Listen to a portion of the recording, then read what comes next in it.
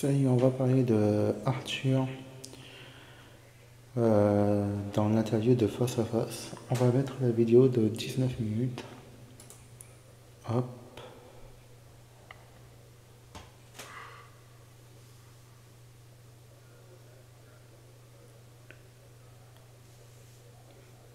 Animateur de télévision, d'accord. Pourquoi je vous dis ça? Parce qu'il veut pas quitter la France. Non, moi je ne quitterai pas la France. Arthur a dit sera appelé de manière. Je ne quitterai pas la France. On va le mettre. Voilà. BFM TV face à face. Apolline de Malherbe.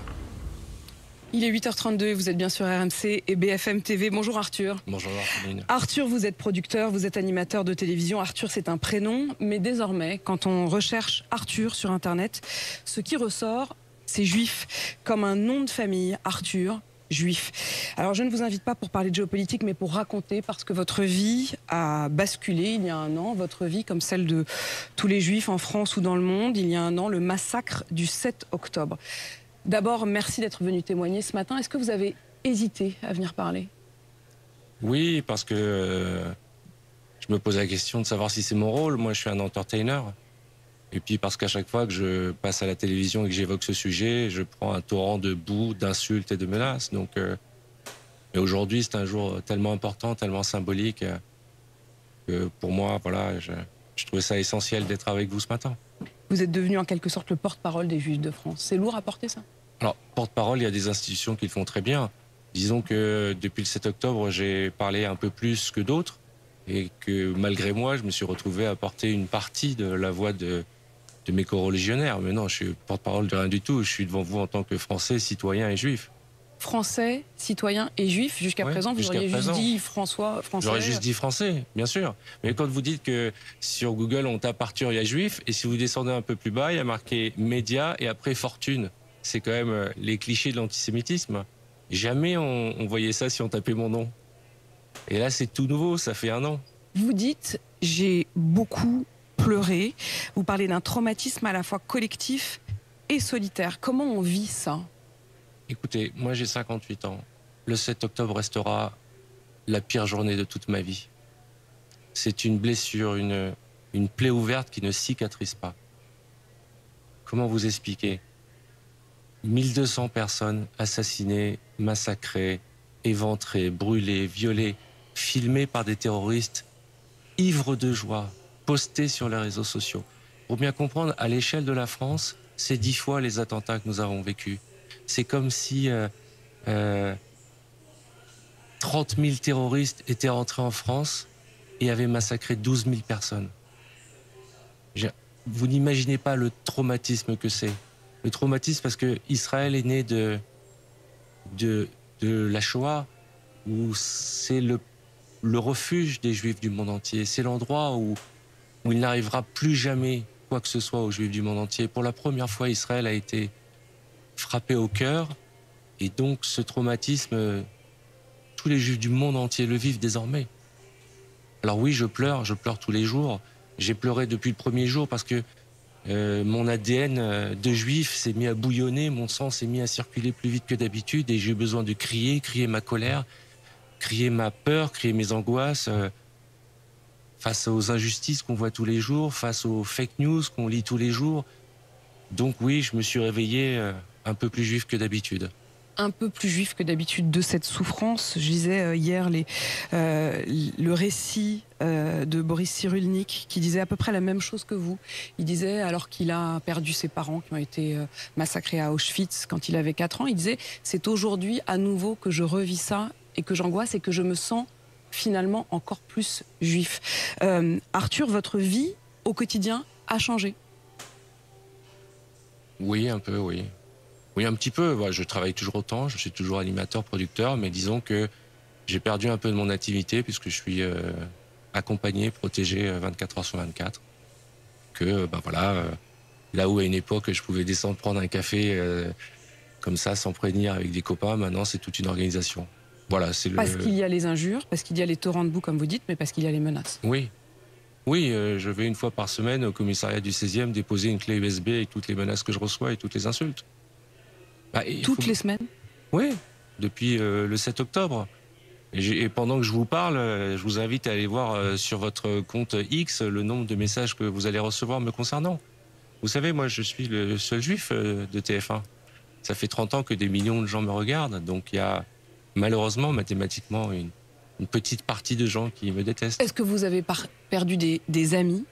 Ah, je peux vous dire que quelques jours après le 7 octobre, mon téléphone a cessé de sonner. J'ai perdu des gens pour qui j'ai beaucoup d'affection, mais j'ai rencontré des gens formidables. Mais ça veut dire quoi, ça? Ça veut dire que... Ça veut dire que... Il y a même plus de dialogue, il y a même plus ça veut dire d'amitié, que il y a plus... c'est pas une question d'amitié, c'est que l'empathie, ça s'invente pas. L'humanisme, ça s'invente pas. Et j'ai des amis que je considérais être des amis d'ailleurs, qui en ont manqué cruellement. Arthur, quels sont les réflexes désormais adoptés par les Juifs de France? C'est-à-dire qu'évidemment, vous, votre visage est connu, vous ne pouvez pas vous fondre dans la foule. Mais on entend évidemment que face à l'explosion du nombre d'actes antisémites, je reviendrai notamment sur ceux qui touchent les plus jeunes, à l'école, les Juifs tentent de cacher leur identité. Oui. Ça veut dire quoi au quotidien? Je ne sais pas si vous avez eu l'occasion de voir la publicité que nous avons faite avec Maurice Lévy, où en 1 minute, on a essayé de résumer le quotidien de la communauté juive de France.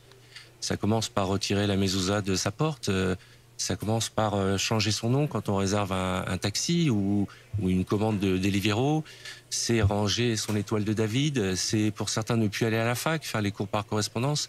C'est une peur dans cette communauté, une peur nouvelle et que nous découvrons chaque jour un peu plus et nous vivons chaque jour un peu plus. Et je voudrais donner les chiffres puisque l'Éducation nationale a recensé 3600 actes racistes et antisémites dans les écoles, les collèges et les lycées en 1 an. Et la moitié de ces actes sont des actes antisémites, la moitié des actes racistes et antisémites, alors qu'il n'y a aujourd'hui que 60 000 enfants juifs dans les écoles sur 12 millions d'élèves en France. Oui, mais les chiffres à eux seuls, ils cristallisent la moitié des exactement, insultes mais et des ça menaces. correspond aux statistiques nationales. Aujourd'hui, la communauté juive représente à peine moins d'1% de la population française, et pourtant 55% des actes de violence et de racisme sont à l'encontre de la communauté juive. Après le 7 octobre, les agressions antisémites, les actes antisémites ont progressé de 1000%. Et encore aujourd'hui, en 2024, on est à plus de 300%. Est-ce que c'est un antisémitisme nouveau? Est-ce que c'est une façon d'avoir décomplexé un antisémitisme qui était déjà là? J'ai l'impression que c'est un mix. On est loin des relents de l'antisémitisme d'après la Seconde Guerre mondiale. J'ai l'impression que cet antisémitisme, il a basculé vers l'extrême gauche, vers la gauche. Et c'est aussi certainement lié à ces hommes politiques. Je parle de la France insoumise, qui ont importé ce conflit pour en faire un élément de de clientélisme. De clientélisme auprès d'une certaine population. Ils ont perdu les ouvriers. Ils se sont dit on va aller chercher les gens qui peuvent être intéressés par ce sujet-là. Mais je crois que ce qui me révolte le plus, c'est que c'est un antisémitisme plus jeune. Et je pense que c'est lié aux réseaux sociaux. C'est lié au fait que sur TikTok, sur X, il y a une déferlante, une orgie antisémite qui n'est pas contrôlée. Et je pense qu'il est temps, et ça aurait été le bon jour aujourd'hui, qu'on explique à toute cette génération que l'antisémitisme est puni par la loi. Et ça, j'ai l'impression qu'on l'oublie.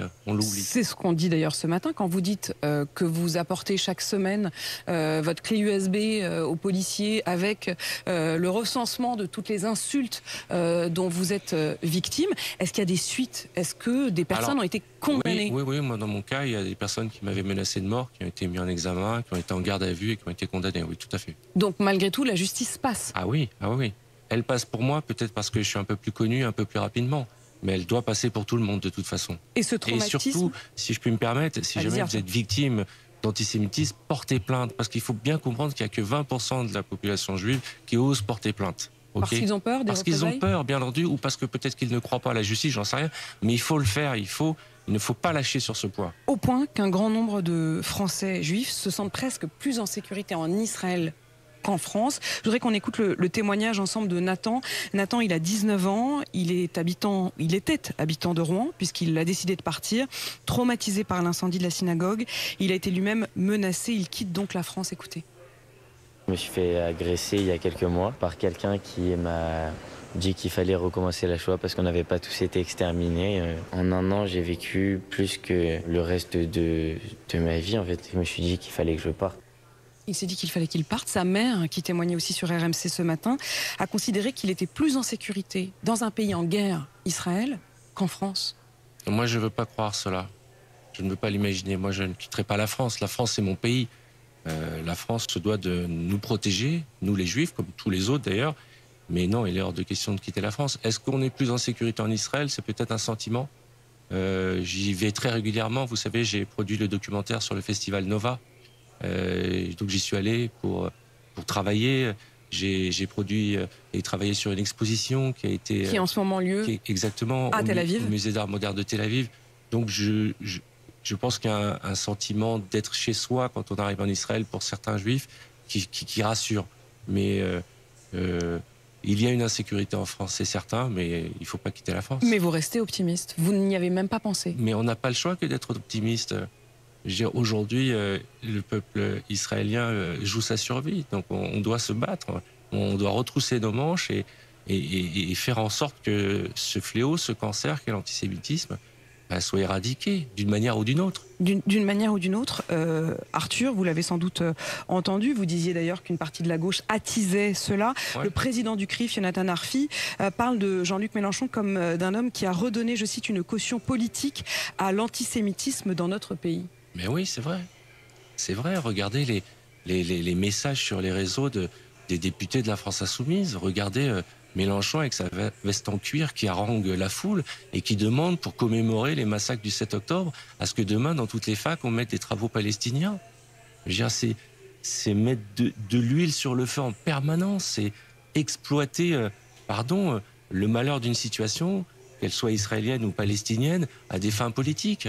C'est inadmissible. Quand moi je l'ai vu avec Rima Hassan le soir des législatives et son kéfier au journal de 20h, on marche sur la tête. C'était une provocation, c'était pas anodin, c'est pas par hasard. C'est une provocation. Comme chacun des messages de la France Insoumise sur le réseau, ce sont des provocations. Pourquoi sont-ils focus sur Israël? Pourquoi jamais un message sur ce qui se passe au Yémen, au Soudan, partout dans le monde? Des malheurs, il y en a partout dans le monde, des guerres, il y en a partout dans le monde, mais ils sont omnibulés par Israël. On sait très bien pourquoi. Arthur, votre exposition à Tel Aviv, c'est aussi en réponse aux artistes israéliens boycottés. On se souvient bien sûr de la chanteuse de l'Eurovision, Eden. Eden Golan, oui. Vous le vivez comme une injustice, ça? Une injustice de plus, j'ai envie de dire. Oui. En plus, les artistes israéliens qui ont été boycottés sont tous de gauche, sont tous contre le gouvernement de Benjamin Netanyahou. C'est une bêtise de vouloir les boycotter. Mais moi, si j'ai monté cette exposition, c'est parce que je considère que les artistes ne mentent jamais. Et dans un monde où on dénie, ou un monde où on a dû justifier les viols et les massacres, l'art va pour des générations et des générations raconter la vérité. Et c'était ça cet objectif, parce que le trauma du 7 octobre va durer des années. Il va durer des années? Vous avez l'impression que c'est pas un jour le 7 octobre, c'est une année déjà? Non. Pour moi, c'est un jour sans fin. Et je pense qu'il faudra des générations pour que nous remettions de ce pogrom. Des générations pour que nous remettions de la haine juive, anti-juive dans le monde entier. Je pense que personne n'aurait imaginé que cet antisémitisme dormant surgirait avec tant de force et de partout. Et je pense qu'il va falloir beaucoup de temps pour s'en remettre. Qu'est-ce qu'ils vous disent les jeunes, Arthur? Les jeunes juifs de France? Ils sont inquiets, ils sont volontaires, ils n'ont pas envie de se laisser faire, mais ils ont peur. Ils ont peur pour eux, ils ont peur pour leurs parents, ils ont peur d'aller à la fac. Mais je trouve qu'il y a beaucoup de courage derrière tout ça. Et c'est important, parce que c'est à eux de changer le monde. Je voudrais qu'on parle des otages. Vous accompagnez, et vous avez accompagné dès le début, Arthur, des familles d'otages dans leur quête et leur combat. Elles en sont où, ces familles, aujourd'hui?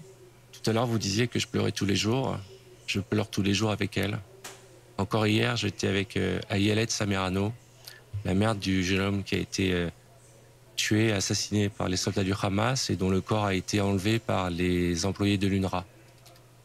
L'UNRWA, c'est cette agence de l'ONU dont Israël a d'abord pointé la responsabilité, la complicité. Ah oui, la responsabilité, la complicité. Et puis, dans les horreurs du 7 octobre. Et ça a été prouvé. Et donc j'étais hier avec elle et on s'est pris dans les bras. Je crois que ça a duré 5 minutes et j'ai ressenti la douleur, la colère, la tristesse d'une mère pour son enfant. J'étais avec Daniel Toledano à Paris. Nous étions ensemble quand il a reçu le coup de fil. On lui a annoncé la mort de son frère. Moi, ces otages, ces familles d'otages, je les ai rencontrés les unes après les autres. Nous les avons fait venir en France. Nous les avons présentés aux politiques. Nous les avons emmenés chez les présidents, les différents présidents, les anciens premiers ministres. On a essayé d'alerter la communauté. On a fait venir les familles d'otages juifs, mais aussi les familles d'otages musulmanes. Il n'y a pas que des juifs qui sont otages actuellement à Gaza. Et je me suis attaché à ces familles. Et chaque jour, on apprend encore aujourd'hui qu'un otage meurt. Et j'ai l'impression que c'est désormais un membre de ma famille qui meurt. Et on l'a appris d'ailleurs il y a moins d'une heure. Oui. Maintenant, l'un des otages a été annoncé mort ce matin. Et ce qui me révolte, c'est qu'il y a, en plus des 43 Français qui sont morts, il y a 2 otages français qui sont encore, Ohad et Ofer. Et personne n'en parle. Personne n'en parle. Moi, quand je mettais le journal de 20h, il y a 20 ans, je voyais les photos des otages, on comptait le nombre de jours. Je porte ce pin, il veut rien dire, il veut juste dire... C'est un pin jaune que vous portez. Jaune, c'est un ruban jaune qui veut dire rendez les otages, laissez-les rentrer à la maison. Il n'y a rien de politique là-dessus. Normalement, aujourd'hui, tous les journalistes, toute la France devrait porter ça. Il y a des otages français. Alors je peux comprendre qu'on puisse ne pas être intéressé et concerné par les otages des autres nationalités, mais il y a des Français. Et on ne fait rien. Et aujourd'hui, nous sommes le 7 octobre et rien n'est fait. Dans les écoles, ça aurait été l'occasion d'expliquer ce qu'est l'antisémitisme. Ça aurait été l'occasion de montrer ce qui s'est passé le 7 octobre et aussi de montrer ce qui se passe à Gaza. Mais il y a une espèce de silence, comme une peur, comme si on voulait faire du en même temps quelque chose qui allait nous protéger d'un quelconque conflit, comme si la rue allait s'énerver si on parlait du sujet. Moi, je pense, et c'est important, qu'il faut se souvenir chaque jour qu'il y a des Français qui sont détenus dans des conditions horribles, dans des tunnels à Gaza. Qu'est-ce qu'on se dit entre Juifs de France quand on se croise, quand on se retrouve? On n'a pas besoin de se parler. Un regard suffit. Moi, j'étais au restaurant hier soir, la table d'à côté, on s'est regardé, et au travers des yeux, il y a une espèce de solidarité. Alors moi, les gens me disent merci, je ne sais pas pourquoi, ça me fait plaisir, et tant mieux. Mais on se soutient, c'est presque physique. Nous sommes blessés dans notre chair et on se sent un peu seul. Cette violence antisémite. Attention, la France n'est pas antisémite. On sait très bien que, et d'ailleurs un sondage l'a prouvé, que plus de 80% des Français désapprouvent le massacre du 7 octobre. Enfin, il y a eu beaucoup de mots. Ça voudrait dire quoi? Ça voudrait dire que 20% ne c'est désapprouvent 86 pas. Exactement. C'est pas qu'ils ne désapprouvent pas, mais c'est qu'ils s'en foutent ou parce qu'ils ont une opinion différente. Mais ce que je veux dire, c'est qu'aujourd'hui, il y a eu beaucoup de discours. Il est temps de passer aux actes. Il est temps de montrer, comme on dit, il y a de l'amour, nous on veut des preuves d'amour. Ce soir, il y aura une soirée d'hommage et de souvenirs. Vous êtes très engagé dans l'organisation de cette soirée. Il y aura des ministres, il y aura des anciens présidents, il y aura le Premier ministre qui devrait s'exprimer ce soir. Qu'est-ce que vous attendez de lui? Qu'est-ce que vous attendez d'Emmanuel Macron, de Michel Barnier? Qu'est-ce que vous attendez des politiques? Écoutez, ce soir, c'est une cérémonie d'hommage. C'est pas un meeting politique. Le Premier ministre français va s'exprimer. Il y aura, je crois, une bonne partie du gouvernement et des anciens présidents, des anciens premiers ministres. C'est une soirée de recueillement. Je ne pense pas qu'on va trouver des solutions ce soir, mais j'attends. Vous attendez pas grand-chose, j'ai l'impression, si je suis honnête. Je suis un peu, on va dire, je suis un peu désabusé. Mais j'espère qu'on va entendre un message qui va non seulement nous rassurer, mais nous conforter dans le fait que la France a toujours été derrière les Juifs de France. Quand vous dites j'attends des actes, quels sont les actes concrets qui manquent là aujourd'hui? Je ne sais pas. Quand un député fait une déclaration antisémite, il faut le condamner. Il ne faut plus rien laisser passer. C'est ça les actes. Il faut prendre des mesures concrètes pour lutter. Quand un gars fait une déclaration sur les réseaux, il doit être condamné. Et s'il doit aller en prison, qu'il aille en prison. Il faut arrêter avec le laxisme. Mais vous l'avez remarqué, avec l'antisémitisme et toutes les formes de racisme aussi, je le précise. Il y a une forme d'ambiguïté parce qu'ils ont créé une espèce d'antisémitisme d'atmosphère. C'est-à-dire que pénalement, c'est pas répréhensible parce qu'ils disent antisionisme, mais on sait très bien ce qui se cache derrière ces mots. On va pas se mentir. Et c'est être hypocrite de faire semblant de ne pas le voir. Donc, à un moment, il faut prendre des mesures concrètes. Arthur, une dernière question, parce que c'est la semaine du Nouvel An juif. Qu'est-ce qu'on peut vous souhaiter pour l'année qui vient? Déjà que tous les otages rentrent à la maison, que cette guerre s'arrête et que ces morts chaque jour en Israël, comme à Gaza, que ces drames s'arrêtent. Parce que on parlait d'empathie, j'ai la même empathie pour les enfants qui meurent à Gaza que pour ceux qui meurent en Israël. Il est temps que ce cauchemar s'arrête et qu'on reprenne une vie normale. Il est temps que ce cauchemar s'arrête. Merci Arthur. Merci. Français, citoyen, juif, dans cet ordre-là, donc producteur, animateur de télévision, bien sûr, d'avoir témoigné de votre quotidien ce matin sur RMC, en ce matin du 7 octobre. Il est à 8h52 sur RMC BFM TV. Dites-moi dans les commentaires si la vidéo vous plaît. Abonnez-moi à ma chaîne YouTube, Twitch, TikTok et Instagram. Mettez la cloche pour ne rien rater et je vous dis à la prochaine.